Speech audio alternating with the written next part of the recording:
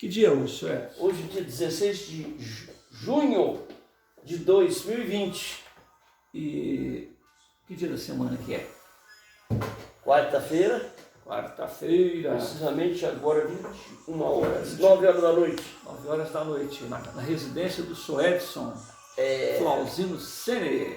E a gente encontrou um texto aqui meio longo e resolveu fazer um bloquinho separado, que é uma história Não faço ideia. recebida no Lar de Ismalha no dia Joel. 24 de 10 de 1996. Então, de 2020 São 4 para mais 20, 24 anos. há 24 anos atrás. Ele vai ler de improviso aqui, porque ele não tinha lido antes. Nem faço ideia. Então, Joel escreve vamos chamar de história, né?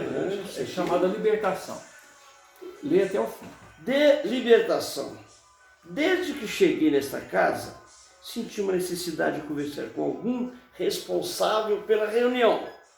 Vi que, na verdade, muitos que aqui estão são responsáveis e honestos. Porém, gostaria de falar a alguém que pudesse me ouvir e tentar ajudar-me.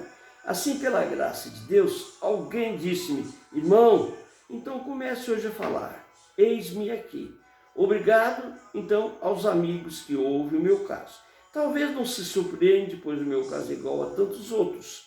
Desde criança conheci o sofrimento, a dor, a miséria e, sobretudo, a fome. Sim, a fome, vocês que ouvem o meu caso, por acaso sabem o que é fome?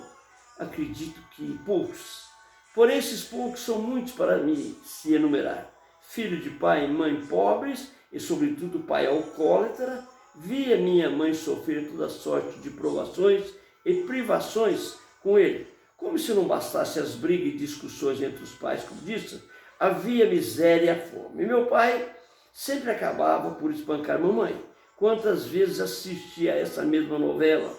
Assim, meus amigos, pelo desequilíbrio de meus pais, que não trabalhavam o que deveria, e eu, sendo pequeno, miúdo, esquálido e fraco, parecia mais um monte de osso a desfilar do que uma criatura humana. Acredito que hoje que Deus escreve certo por linha torta, creio também eu deveria crescer ou viver aquela vida até alcançar a maioridade, o que de fato sucedeu.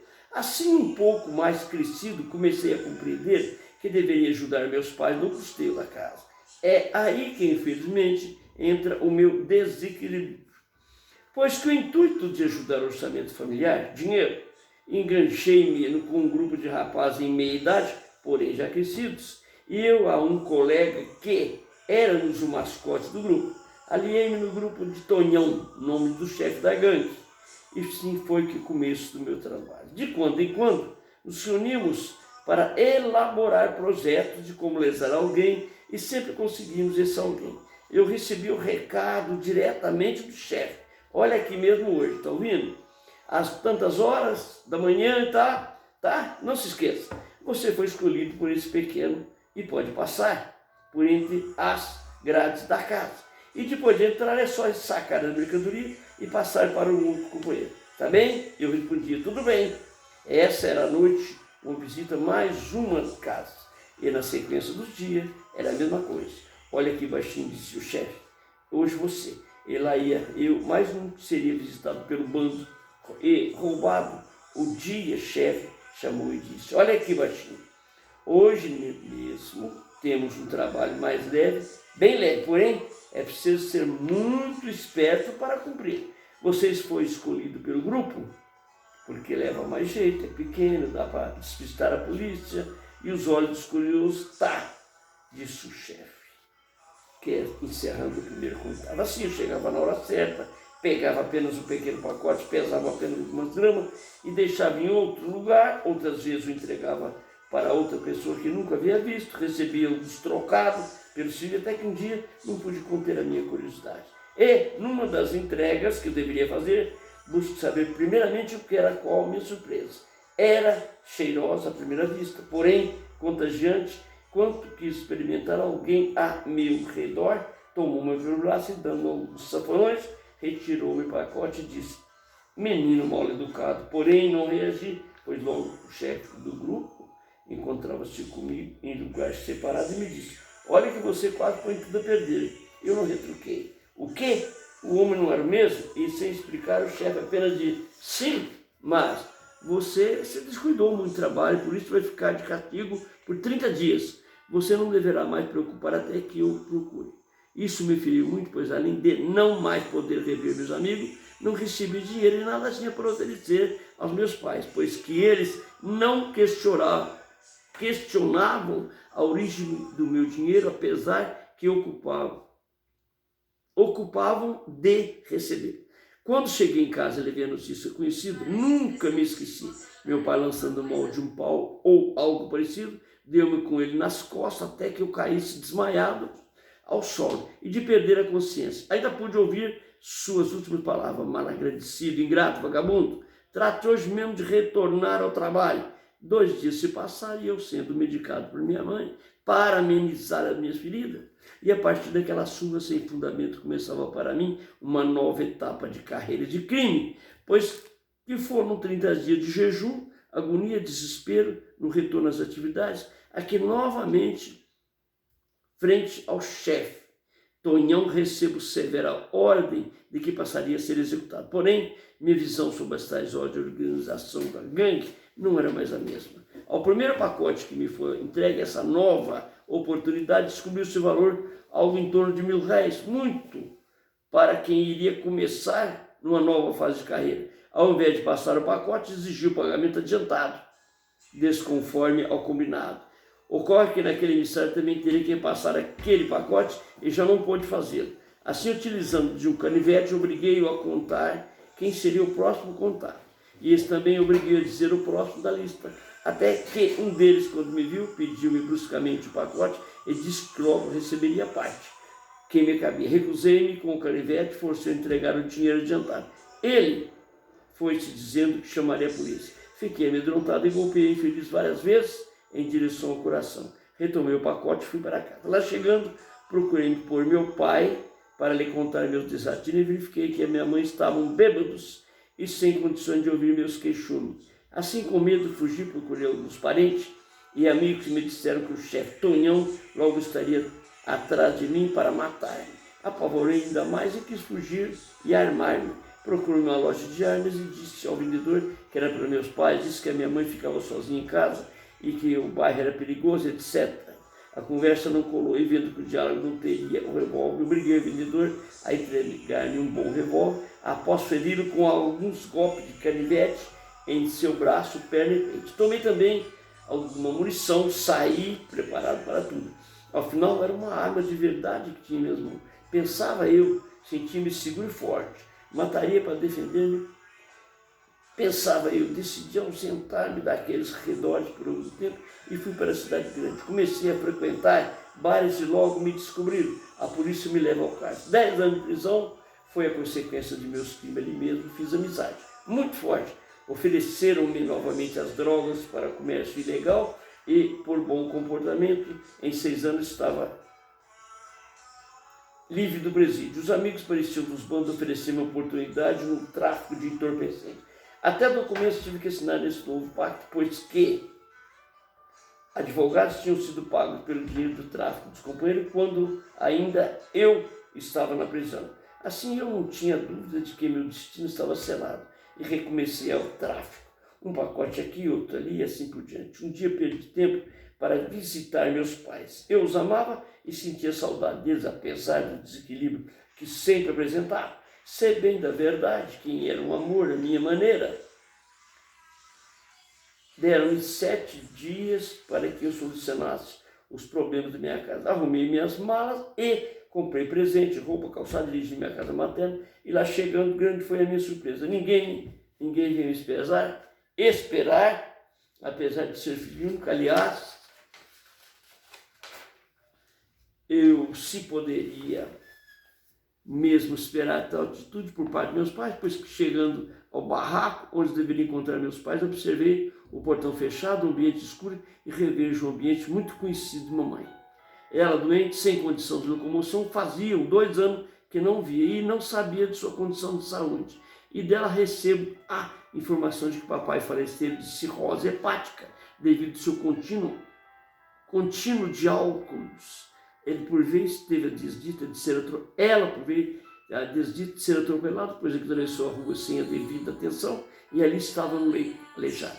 Eis o drama de que encontro em meu lar. Então eu quis gritar, bravejar, até procurar quem atropelou minha mãe e deixou naquelas condições de matá-lo. Porém, nada fiz, apenas fiquei ali parado, refletindo sobre os nossos destinos. Procurei vizinho e pedi que cuidasse da minha mãe e providenciei para que nada lhes faltasse. Mais tarde reporia as despesas que tivesse com ela. Deixei-lhes alguns pertences, dinheiro, cuidado, e disse-lhe que em breve retornaria.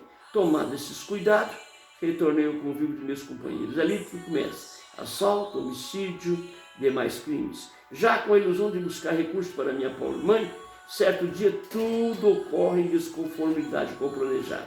Ao visitarmos uma casa contratempos, se sucedem e disparam de tiro, ocorre eu, outros companheiros somos atingidos. Meu peito abre-se em ferida viva e o sangue verte por ali. 2 projetos penetraram meu corpo e agora vejo sombra e vozes. Ouço dizer que todos foram pegos e não sobrou nenhum. E eu ali estava ouvindo e julguei que achasse que eu tivesse morto. Porém, como eu ouvi e percebi os movimentos policiais, fiquei quieto, aguardando o momento de procurar o auxílio médico, esconder-me até a situação clarear. Porém, eu estava morto mesmo, mas vivo fora do corpo, essa é a razão daquele embaraço. Ali estava eu pensando, quando me levaram a qualquer lugar mais tarde, eu dou um jeito de fugir, pois que estarão descuidados achando que eu estou morto. Como eu dizia, eu estava realmente morto, e bem morto. Na espiritualidade fui para a prisão, permaneci nessa condição por muito tempo, até que alguém reaparece me convidando ao tráfico, aos assaltos, aos homicídios, e eis que Tonhão reaparece. Refazemos os mesmos atos como se nada houvesse mudado. Percebi antes que ele, naquele tudo que tinha fazido sentido, pois que estávamos fora da vida biológica organizada na Terra. E por mais que eu quisesse convencer meus companheiros dos crimes sobre o pesadelo que viviam, encheram-se de minha insistência e deram-me alguns castigos. Colocaram-me em grades novamente, algemaram-me, bateram, torturaram com torções no braço, fazendo beber líquidos semelhantes de drogas que sempre os ajudei a vender. Meu Deus, quanto tempo se passou? Não o poderia precisar por mim mesmo. Lembro de que à noite não me deixavam dormir, pois que vozes gritavam ao meu redor sempre que iniciava um cochilo. Outras vezes a cela era invadida por hordas de criminosos que forçaram a fazer aquilo, não sei. Revi meu pai e ele me pedia socorro. Apresentava os parrapados doentes me dizendo: filho, ajude-me, ajude-me. Logo eu despertava e tudo recomeçava.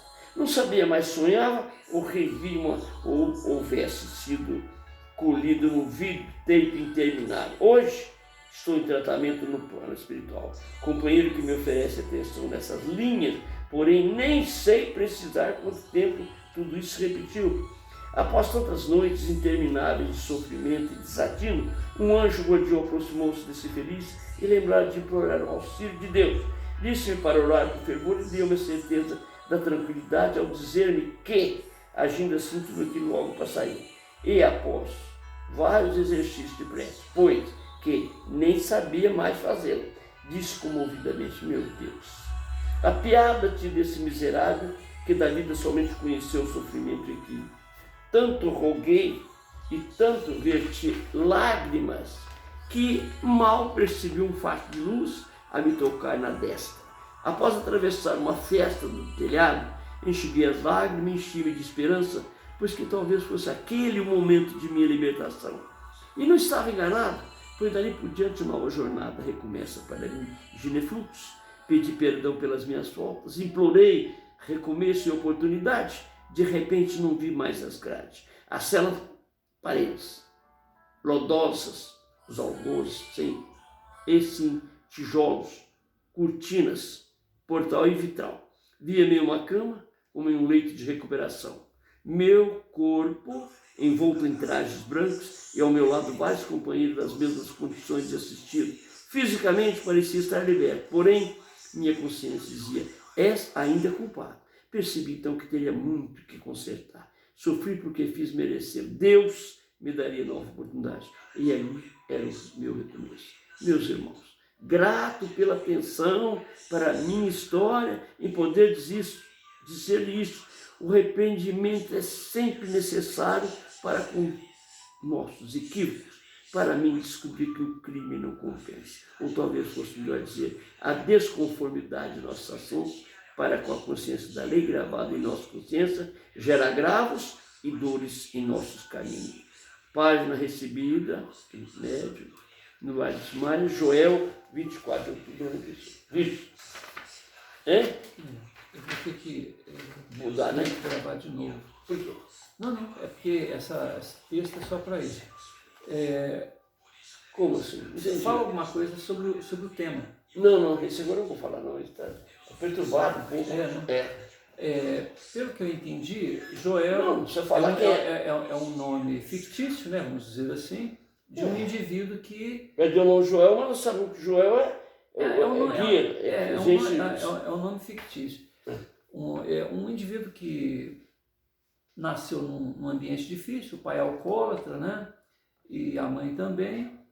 Cresceu magro, desnutrido, o pai e a mãe não trabalhavam, quer dizer, não se sabe como é que ele adquiria os recursos até para beber, né? Ele cresceu pensando em ajudar a família e ele ajudou.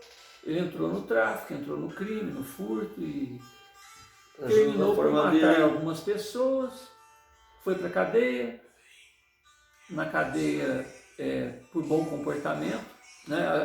Adquiriu outros companheiros mais experientes no crime. Por bom comportamento, saiu em 6 anos. E ao sair, tentou visitar a mãe. Chegou lá na casa materna, o pai tinha morrido de cirrose por ter bebido a vida inteira. A mãe tinha sido atropelada, alcoólatra também, né? Mas tinha sido atropelada. Lá, né? Ele pensou em sair, matar quem atropelou a mãe, mas no final das contas ficou perdido, voltou para o crime. E numa dessas ações, né, que ele escolheu para viver, ele e o grupo dele foram mortos pela polícia. No mundo espiritual, ele descobre a mesma turma, praticando crime, lidando com a vida como se não tivesse acontecido nada. Mas ele sabia que estava morto. Ele desconfiou. Ele chegou num ponto que falou, mas alguma coisa está errada. E comentou isso com aqueles que eram ex-parceiros dele. Falou, mas nós estamos mortos. Tá ficando doido aqui, nós estamos mortos? Nós mortos. Não, eu desconfio que nós estamos mortos. E aí aparece o pai dele. Aí que ele sabe que o pai morreu mesmo, que ele estava morto também, porque o pai que já havia desencarnado durante o período que ele estava na cadeia, estava lá pedindo ajuda para ele. E ele é preso pelos próprios companheiros. E eles fazem o que fizeram com ele na terra lá. Judiado. E assim, até o momento em que ele recebe ajuda, ele é levado por aqueles companheiros dele para uma região, tipo uma masmorra, uma caverna, alguma coisa assim, e ali ele vê lodo, né? Que aí o senhor estava lendo aí com dificuldade, ele vê lodo na parede e tal. E de repente ele, oh meu Deus, me ajuda. Na hora que ele pede ajuda, é um facho de luz que penetra e soma aquelas coisas terríveis. Desaparece tudo aquilo e ele se encontra numa cama de hospital, junto com outros enfermos, aparentemente num ambiente novo, numa situação nova, mas a mente dele continua atormentada. Né? E uma frase muito interessante que ele deixa é o seguinte: a necessidade do remorso. Olha que interessante, a necessidade que a pessoa arrependa. Ele nunca arrependeu. Uma lição que o Chico Xavier recebeu, né, a respeito do arrependimento por parte do André Luiz, ele fala o seguinte, que o arrependimento é um despertador, é alguma coisa que faz com que a pessoa saia da onde ele está e passe para um outro estágio. Há necessidade do arrependimento. Mas o arrependimento, vamos lembrar Paulo agora, né? O Paulo fala o que sobre o arrependimento? Se eu tivesse que remoer remorsos pelo que eu fiz com os seguidores de Jesus, até hoje eu não tinha feito nada. Então, é interessante essa sequência que esse Espírito fala, que ele pediu ajuda, essa ajuda veio, que ele aprendeu com toda essa experiência, né? Que se não fosse ele falar, poxa, eu fiz alguma coisa errada, eu preciso corrigir e tal, não haveria Porque vamos lembrar o seguinte, ele estava atormentado mesmo tendo sido socorrido. É isso que é o problema do remorso ali. Ele saiu daquele ambiente que os companheiros dele que estavam desencarnados, que nem reconhecia que eles também estavam desencarnados, através de uma prece, pediu ajuda.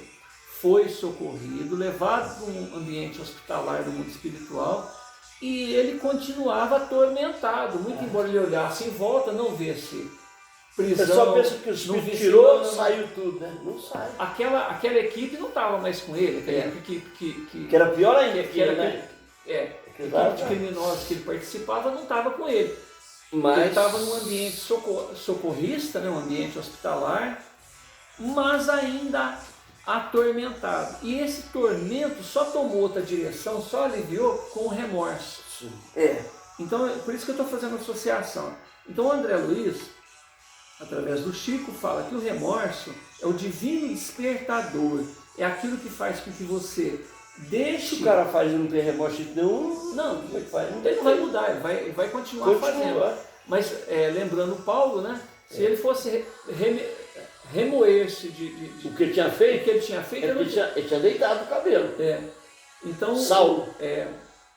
Aí matou e fez, aconteceu, de repente. Ele acompanhou o apedrejamento de Estevão e tal. Então o remorso, ele só acompanha a vida da gente até o momento em que você fala, o que eu fiz da minha vida, o que eu posso fazer para melhorar isso. E aí vem uma nova etapa, que é trabalho. Tem coisas que a gente faz que não tem como reparar junto àquelas pessoas ou àquelas circunstâncias. Mas você, em nome daquele erro, em nome daquela situação que te atormenta, que te cria um embaraço de equilíbrio, né, de estabilidade emocional, você pode ajudar outras pessoas. Porque na época em que a gente fez alguma coisa com aquelas pessoas precisavam passar por aquilo também. É interessante isso, né? Está tudo certo. Está tudo certo. Você quer fazer alguma coisa errada? Tá, mas você vai encontrar pela frente pessoas que precisam daquela experiência. Mas o seu erro não justifica nada disso. Olha que interessante como é que é a justiça da vida, né? E tocando o barco, né? Seguindo em frente, a gente vai ajudar outras pessoas que precisam de ajuda. E com o tempo também a gente acaba reencontrando. O próprio André Luiz conta uma história dele, onde o pai dele, que era muito rico, muito endinheirado, tinha várias terras e ele emprestava dinheiro. E ele emprestou dinheiro para um amigo. Lembra disso? Não. O André Luiz, quando ele é tirado das regiões umbralinas, ele reconhece quem? Ele reconhece um indivíduo que foi colega do pai dele, do pai do André Luiz. E, na época, essa pessoa não tinha dinheiro para pagar o pai dele, o pai do André Luiz. Então, o remorso do André Luiz, olha onde que é, hein? Não sei qual que seria a idade que ele tinha na época em que isso aconteceu, mas ele fica do lado do pai. O pai fala para a mãe dele, fala assim, eu vou tomar a propriedade dele, porque ele me deve dinheiro, não tem com que pagar, eu vou tomar a propriedade dele. E ele toma, o pai do André Luiz toma a propriedade desse ex-amigo, desse amigo, vamos falar assim, que pediu dinheiro emprestado para ele, e eles vivem na miséria, passa a viver na miséria extrema. O que pediu dinheiro emprestado, a esposa, a família, a filha e tal, e o André Luiz diz que vê a família largar aquele imóvel, né, aquelas terras lá, e vão embora todo mundo triste, e ele fica do lado do pai e fala assim, poxa, tá certo, meu pai fez a coisa certa, ele precisa recuperar, o cara pediu dinheiro emprestado, tem que pagar e tal e tal. Mas depois, com o tempo, isso na mente dele, olha que tormento, né? E quando André Luiz fica no mundo espiritual por algum tempo, quantos anos ele ficou lá? 8 anos? 10 anos. 10 anos? O André Luiz fica uns tempos lá. Quem é que vai socorrer ele? Esse rapaz que o pai dele tomou as terras, porque ele não pagou o dinheiro, e que o André Luiz estava com remorso, estava com coisa, porque ele falava assim, poxa, eu fiquei do lado do meu pai, eu devia ter falado do meu pai. Não, pai, tadinho, onde que eles vão morar, né? Essas coisas assim. Aí ele não aguenta. Dentro dele, o André Luiz, ele é muito, né, ele trabalha muito com as palavras, com o pensamento e tal. Ele não tolera assim ficar com aquela dúvida. E logo que ele tem uma oportunidade, ele pega e conversa com essa pessoa. Fala, olha, você me desculpa, eu estou com um conflito aqui comigo, porque muito embora não tenha sido eu que te tirei da terra, eu era menino nessa época, o rapazola, né? Quem tirou foi meu pai, mas eu fiquei do lado do meu pai, isso me atormentou, eu podia ter interferido, pedido para vocês ficarem lá.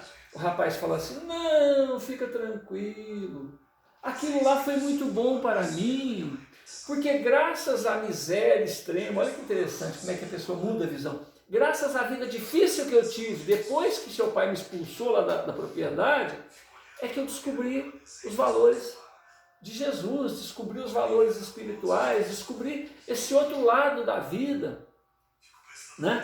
Então, é só para fazer um paralelo, para mostrar o seguinte, que muitas das vezes, aquilo que parece um prejuízo, uma coisa, né? Às vezes muda Tanto é que ele estava numa equipe socorrista, ele estava ajudando no mundo espiritual, ele estava ajudando quem? As pessoas que prejudicaram ele, no caso o André Luiz. E o pai do André Luiz, mesmo depois de muitos anos que o André Luiz melhora, né, passa a morar lá no nosso lar tal, e se torna uma pessoa, um grande socorrista, vamos dizer assim, né? O pai dele continuou lá, amparado, protegido pela mãe.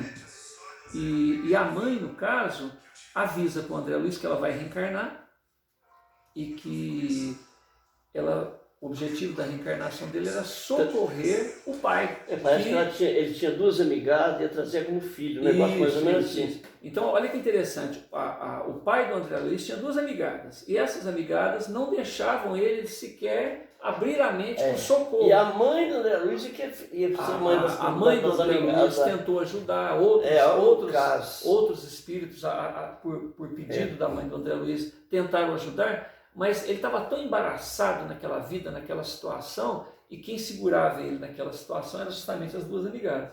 Então a mãe do André Luiz avisa para ele, olha, eu vou reencarnar, e lá eu vou receber seu pai como meu marido outra vez. E nossas filhas serão as duas lá que tiraram ele da casa. Vai ajudar todo mundo, né? Ela vai ajudar todo mundo, então ele... Né? Bem, beleza. E vamos parar aqui? Como é que é? Esse bloco é só para isso, é só para essa mensagem, porque eu achei interessante isso.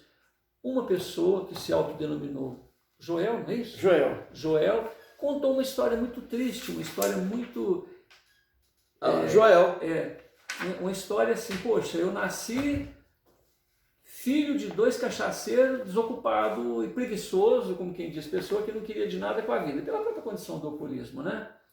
E no primeiro momento em que eu pude trabalhar, depois tive uma infância esquálida, até que na sua pré-adolescência, né, quando ele pôde ter forças para ajudar a fazer alguma coisa errada, ele foi acolhido pelo crime, pelas quadrilhas. E a vida dele foi tortuosa. E aí foi isso daí, e quando ele fez uma coisa errada, que abriu um dos bens, né, que eles subtraíram de alguém, o chefe estava de olho nele, zangou com ele e deu 30 dias para ele de suspensão. Durante 30 dias você não vai participar mais junto com a gente.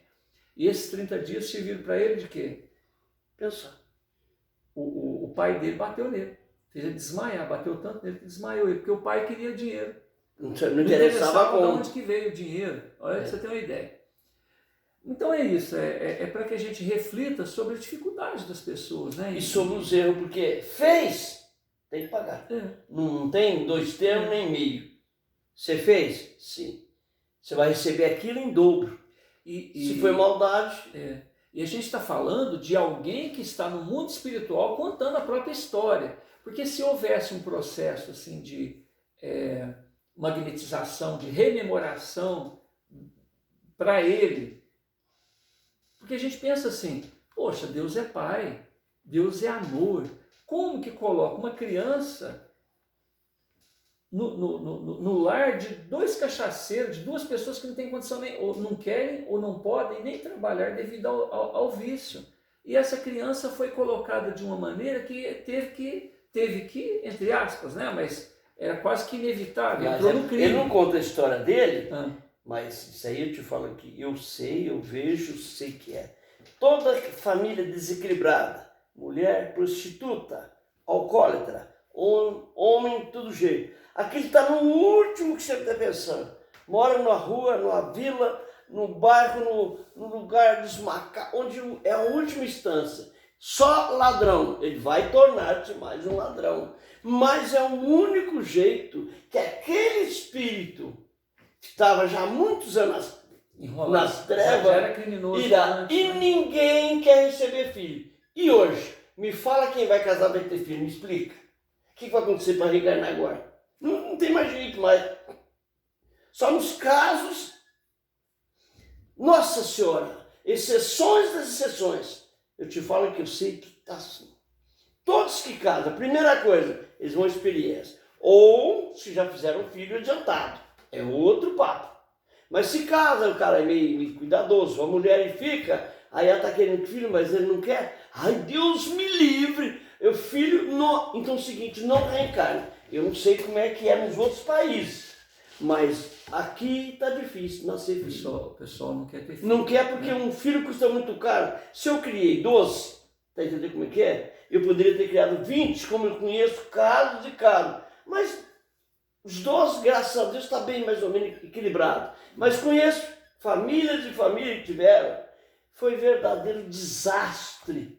Não ordenou nenhum filho, não sabia ler, nenhum filho, não aprendeu, não ensinou a extrato, nenhum filho. Mas o pai ganhava na loteria quase todo dia.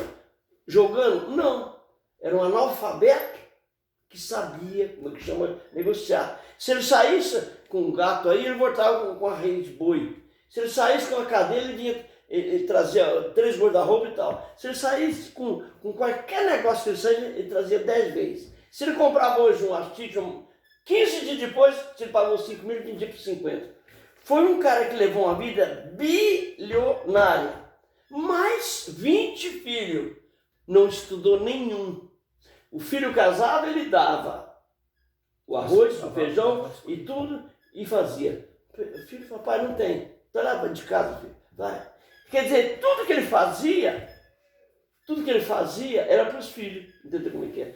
Quando ele casou, ele com a mulher dele, a mulher era uma santa, então aceitava o que ele falia. Ele era aquele cara difícil. Ninguém sabe, eu não cheguei a ler, não. Mas aí ele morre, ou melhor, ele fica viúvo com 70 anos. Deixa eu tentar entender. Essa história tem a ver com... Nada disso. Essa é real. Essa é real. Entendi. Com 70 anos ele morre. Ele morre, casa com outra filha, com a outra mulher e tem uns filhos também. Esses filhos, só quando ele morre, de uma doença terrível, ele morre, tirou todo o dinheiro que a outra parte dele dos filhos e deu para essa outra mulher.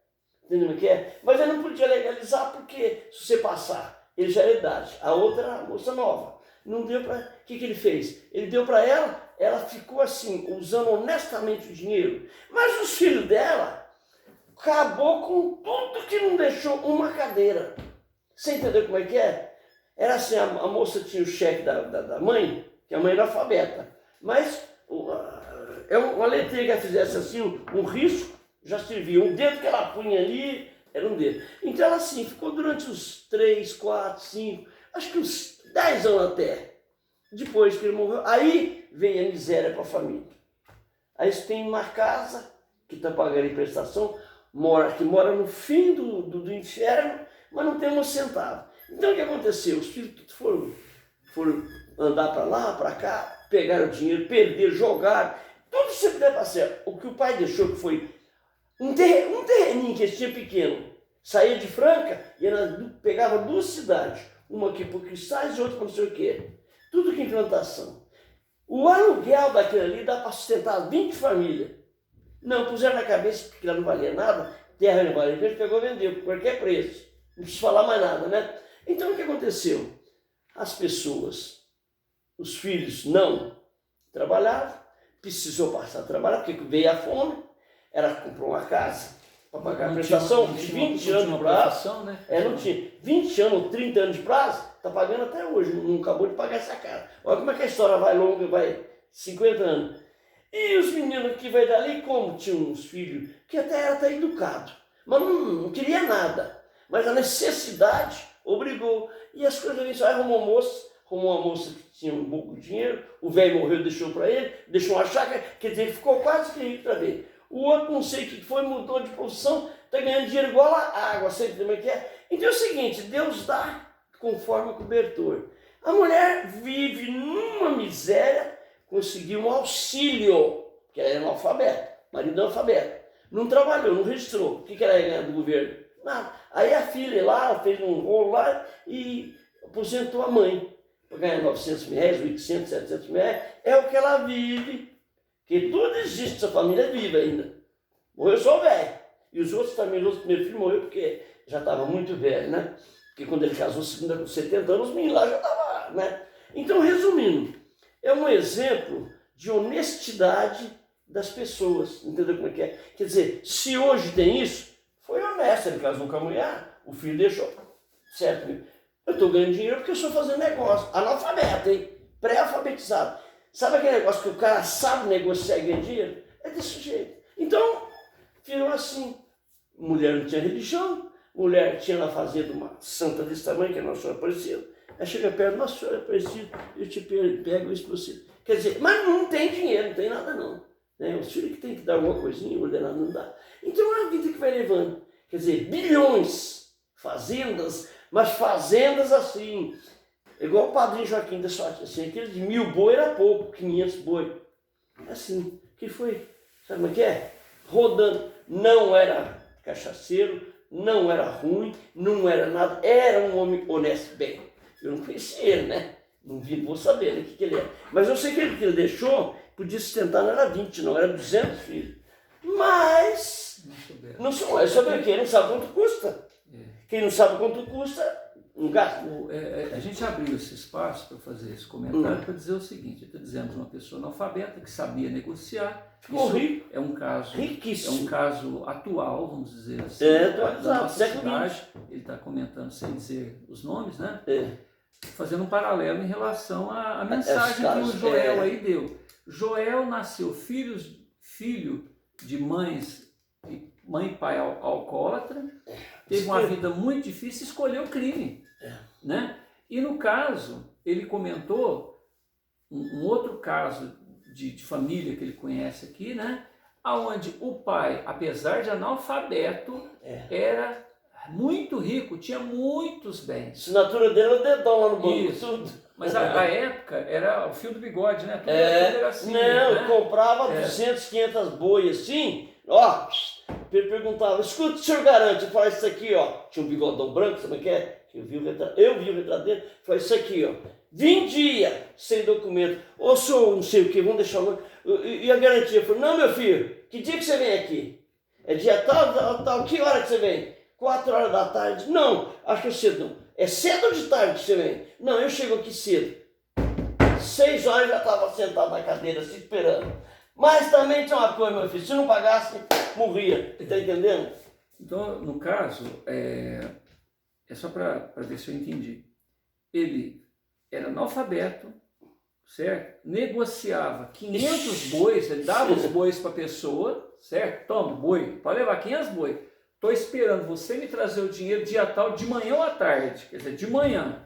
Não, se for... É tarde ou de manhã que você vem? Ele já ficava ali e falava, o senhor tem que ficar aqui porque o fulano vem pagar. É um fato recente, quer dizer, ele está com 84 anos, eu com 62. Não, na nossa vida. Aqui, né, na nossa vida. E nesse prazo de 80 anos, 90 anos mais ou menos, isso tudo está acontecendo.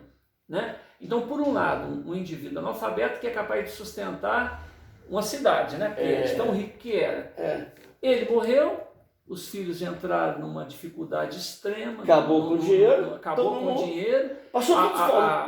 A esposa dele, que também é analfabeta, passou também vivendo de 600 reais, 700 reais do governo. Grande de esmola. E 1 ou 2 filhos, pelo que o senhor comentou, ficaram melhorzinho. Mas melhorzinho assim, né? O cara é igual qualquer um, né? Mas saiu daquela necessidade extrema, sendo que não precisava, se tivesse cabeça para negociar igual o pai, não tinha nada, se tivesse cuidado de aprender. E o exemplo aí do Joel, voltando ao Joel, que era a razão da nossa leitura. Só que ele ficou na miséria. O Joel escolheu o crime. Né? Porque, agora, só para enriquecer um pouquinho mais o tema, a gente tem que pensar assim, e Deus, como fica nisso tudo?